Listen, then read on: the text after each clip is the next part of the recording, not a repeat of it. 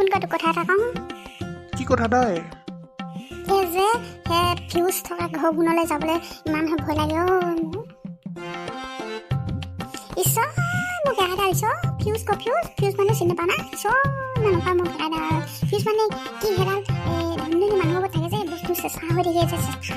থাকে যে বাৰু কিবা বস্তু বেয়া নহয় বুলি মঙহ মাছ চঙ এইবোৰ চব ভৰাই দিয়ে যে ফল মূল সেইবোৰ ভৰাই দিছে সেইটো একদম মেলি দিলে পোহৰ জোনা হৈ যায় যে সেইটো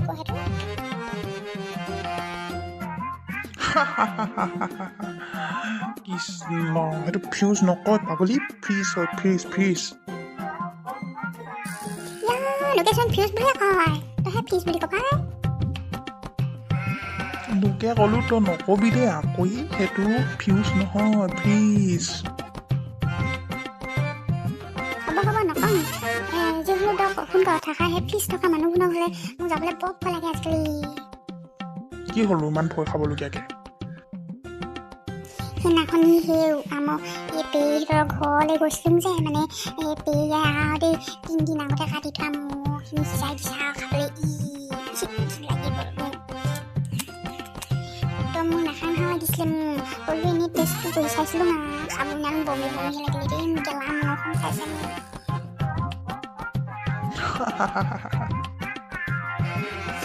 হাঁহিব আহিছ আকৌ ইজনী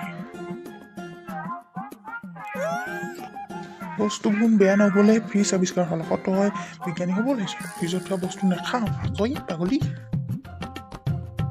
যোনে যি ক'লেও মুখা যে নাখাওঁ কিবা গেলা কথাহে লাগে যদিও মানুহবোৰে কয় বস্তু বাৰু হ'বলৈ থম বুলি কিবা বেয়া লাগে কিয় তই নাখালে পৃথিৱীখন সলনি হৈ নাযায় নহয় নাখালে খাবি ক পাগলী নানী ভনী সেইকাৰণে তোক জল লৈ নুফুঙা কৈছা